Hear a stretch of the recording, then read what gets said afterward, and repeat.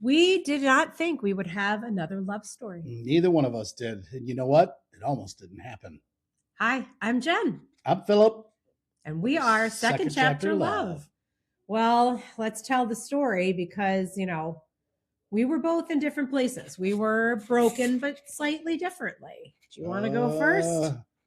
Yeah, I had my world ripped apart. Sure did. But a couple of years before I met you, um, I think we've already mentioned it before. I've lost my first wife, and she was an amazing woman. We were married for 25 years, and my theory was one and done. But my daughter had other plans for me. She sure did. And I'm lucky for that. And I We're both was lucky. Yeah, I was divorced and had been dating a little bit and met some, really nice people, became friends, and just didn't find what I felt was a reason to jump into a next chapter. And so I was still floating out there. You were looking for me. I was looking for you, You were and looking I for just me. didn't know it. But I was on Hinge, so shout out to Hinge, although this is not a paid advertisement, but they had a really nice app put together. And so out we were, not knowing we were there out there together. And all of a sudden, one day, and this was, where were we? Well, April, May of 2020? Yeah. April, I think. April of 2020. I remember because Rachel, my daughter, Rachel, had took my phone one day and said, "Here, Dad, it's time."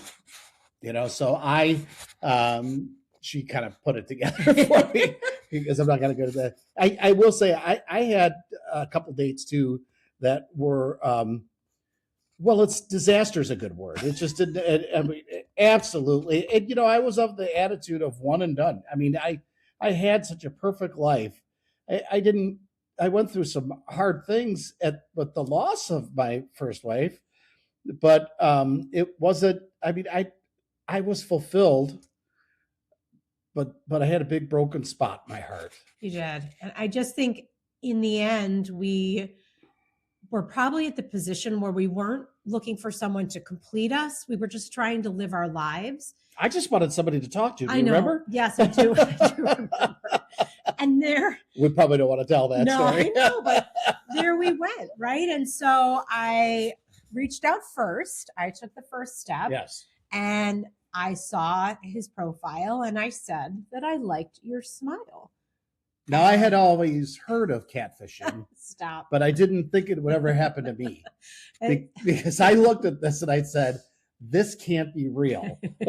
There's no way this beautiful young girl is attracted to an old fart like me. Okay. First of all, I wasn't that young and you weren't that old and certainly weren't a fart. So, but I thought you were darling. And in talking, we were able to communicate nicely on the app. And that was a very ease of use piece for us. And it was at a time, which we didn't quite realize how much, that we were just still going to have to communicate via phone for a while. And so once we kind of made that first step of providing cell phone numbers, right? I did that first. You did that first, yeah. And you offered yours. And then that's sort of where we left it. So you could move off the app into texting. So if this is something you're going to be getting into, use the app for a while until you really... So you're sure you don't have Ted Bundy on the other end. Yeah, it's just someone you don't want to have your phone number. I mean, that's, I think, the key piece to the puzzle. And so we texted back and forth until I said, because I think at a certain age, you are wanting to know more about the person probably faster, would you say, than maybe when you were younger and you could sort of spend more time? It's been so long since those days, in the world. And let me phrase that the right way, because I want to say it like I'm an old fart, but it has been so many years since the days when I was in the dating world that so much has changed. We didn't even have cell phones back then. No, that is fair. That's fair. So it was a different world, and to step into that and not knowing, and this is for anybody out there that's kind of in the spot that I was at. Don't be afraid to pass out the phone number. If you have, I'm sure you've watched a lot of true crime, and if you have a real freak on the other end of the line, you'll determine it quick.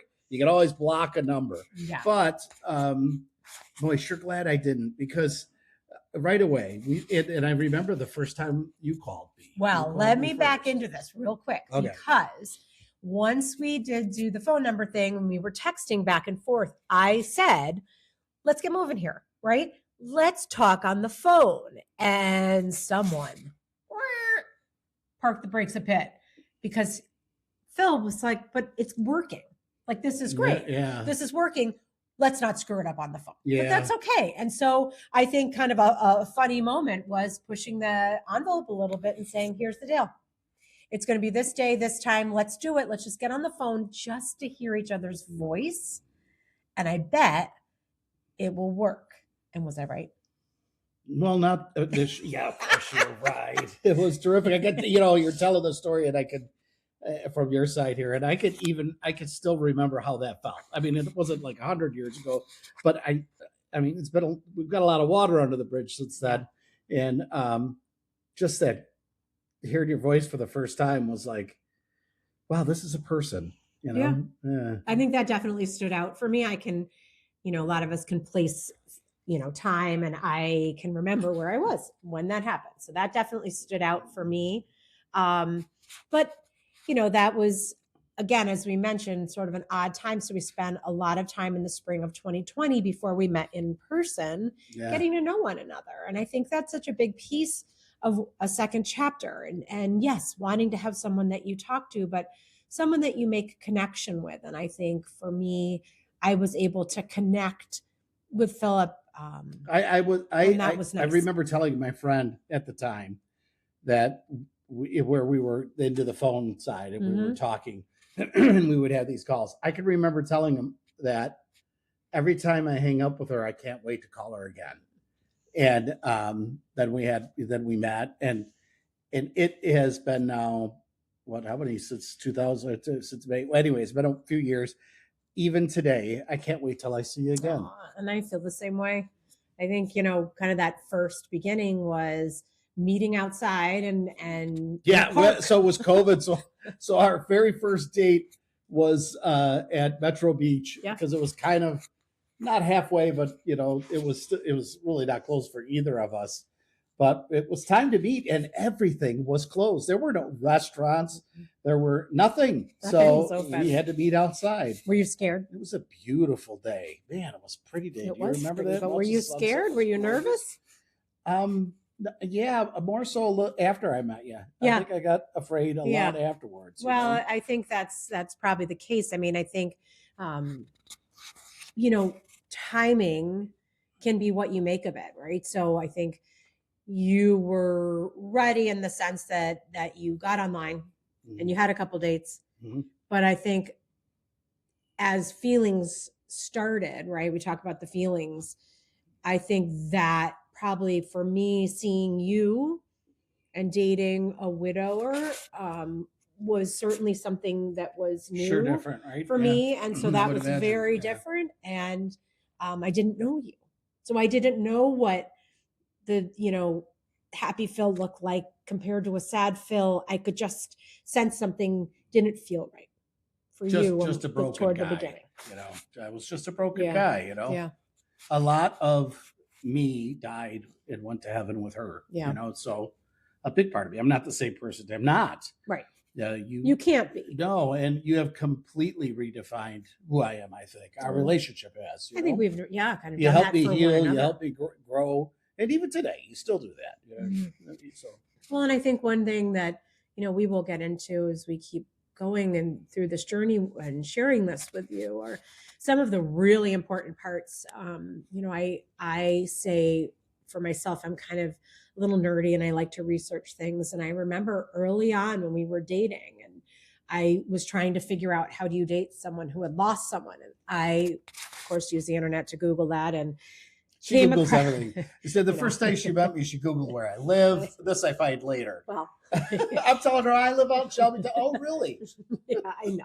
So, but I was Googling kind of what do you do? How do you do this? And one very critical thing that I read, and this is something if you're in your second chapter and you are kind of meeting us and exploring what this looks like together, is that piece about jealousy. So, many times you're in a relationship and become jealous of something about the other. And this article talked about jealousy in dating somebody who's widowed or a widower, that you can't be jealous of someone who's gone. Because I noticed Phil would talk about her a lot. And at the beginning, I didn't quite understand how to separate that for myself. And now I know that it was critical and it remains critical for us as a family. Mhm. Yeah, often I have said to you that neither one of us went through an easy patch to meet each other, but I think that yours was harder than mine because Yeah. the family dynamic is still there, and that not to divulge too much, but Jennifer's ex-husband I've met. He's actually a very good man, and he's a great father. And learning to deal with the ghost is hard, really really hard. For me, there's a person on the other end of that. Mhm. So I don't get jealous of that because I see him, you know what I Mhm. mean, and I know that there's nothing there. So I've often felt that what poor Jen's got to go through is a lot harder. Yeah. I know. I think it's hard all around. I do. I think it's hard. I think but worth it. It is so worth it. Anything that's worth having is worth fighting for. Yeah. And I will fight for you forever. Well, you say you had a moment you almost pulled back or got too nervous. Yeah. Oh, sure. Yeah. I remember. It was I think about a second or a third date. I'd come over, and I also had gotten sick, which I hadn't realized. But we were going to meet again shortly thereafter, and I was not well. And this is what kind of scared me when I got to pick up Jen. She looked at me. She could see that something was wrong, and I could see her get crushed. And inside me, I thought, oh my God, I'm hurting this poor girl. I think I don't want to hurt her. I really care about her. And I think a lot of it was because I was Yeah, I'm sure. Yeah. Yeah. Today it would be a much different reaction. Right. But here's something.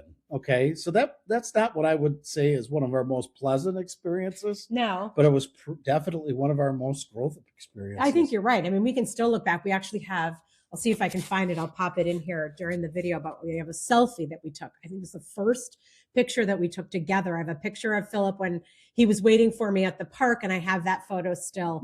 And then this was the first photo we took together. And I look at it now and I think, husband, what was wrong with you? You were sick. You poor thing. And I didn't know. I still showed up. Which was pretty impressive. I know. You know why? Because I didn't want to call and say I'm not coming because I'm sick. You would have never believed it. Probably would have been done in. I think one other story too, kind of a moment for our relationship towards the beginning, and we sort of joke about this now.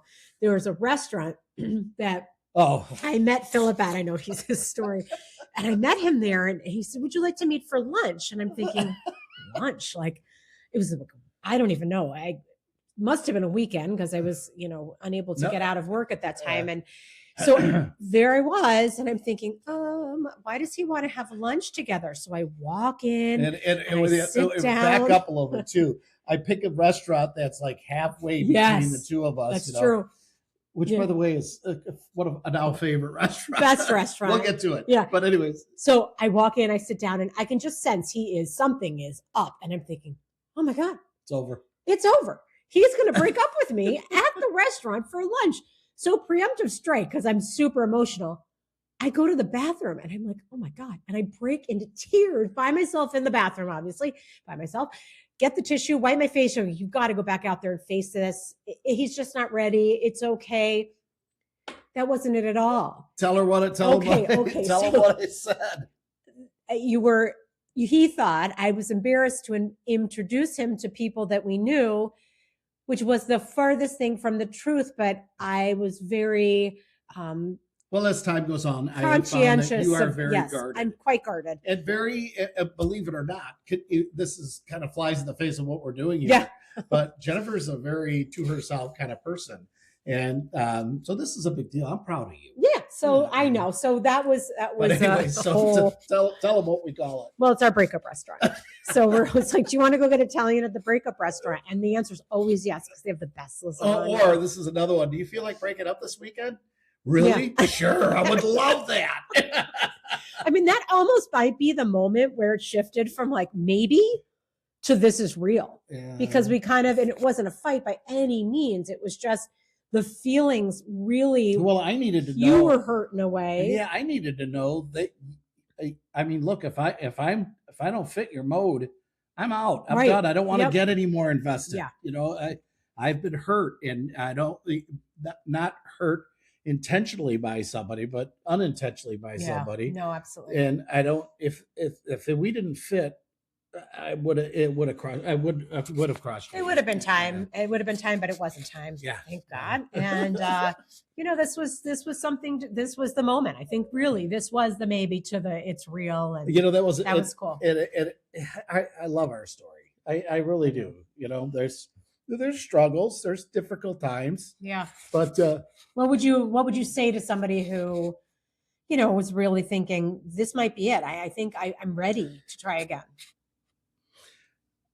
A life that risks nothing is nothing. Yeah. Take the leap. Give it a try. Never stop trying. Mm-mm. I think it's so worth it. I really do. I would not be the man you see before you were it not for the woman sitting next to me. Well, I wouldn't be. You know, I've so much of our life, mine and yours, has changed. And you've said it to me. It's like the first thing. Here's how you know. Okay, when something happens, good, bad, silly, interesting, funny. When something like that happens, and the first place you go is, I can't wait to tell Jennifer about this, then you know you're on the right one. Yeah. Right one. No, Phil, you're always the one. have to give the scoop to and what's going on. And Oven, I got something for you. So I don't know. I think, you know, if you think your love story already happened, it did. It happened. It doesn't mean it can't happen again. No, you know, and let me say one and done is not. Don't ever say I did that. Don't say that, because you know something, you have a lot to offer. Okay, there's a lot that you can give to another person if you find the right one. Keep looking for the right one, because you're never done until the good Lord calls you home. So, and while you're out there, you know, you can make the difference in somebody's life by loving them. Yeah, you're absolutely right. I mean, I think that's it. Love later feels different, but it's just as strong and sometimes deeper. Yes. It's deep love. It's, you know, we've learned a lot in our lives, right? We're certainly not giving away our ages, but we're not in our 20s. You know, and I don't know if we mentioned this in one of the other videos, but, you know, we just met 6-7 years ago. We're older people. We did not meet in our 20s. So we have a whole life of living, of children's and careers and just things that have happened that require some tweaking and some shuffling and some dealing with. But it also, there's always something new to learn. There is. And I think certainly down the road, we'll dig into some of that a bit deeper, because it's important. It's lessons we've learned. We are going to give some tips away, because there are things that, you know, maybe we would look at and have done differently. And maybe things that we know that we learned are sort of best practices in second chapters. I mean, as goofy as that might sound, but we're not like professional love counselors or anything to that effect. All we are two people who were incomplete and found each other and think we should do what we can to tell this story so that other us's out there can experience the same thing. So on that note, subscribe for more second chapter love stories. We look forward to seeing you next week. Yeah, do me a favor if you don't mind. Hit the like button, subscribe. If you want to leave a comment, tell us where you're from. Tell us we're all wet. We'll listen to it all. We're in for it all. So from Second Chapter Love, have a wonderful week.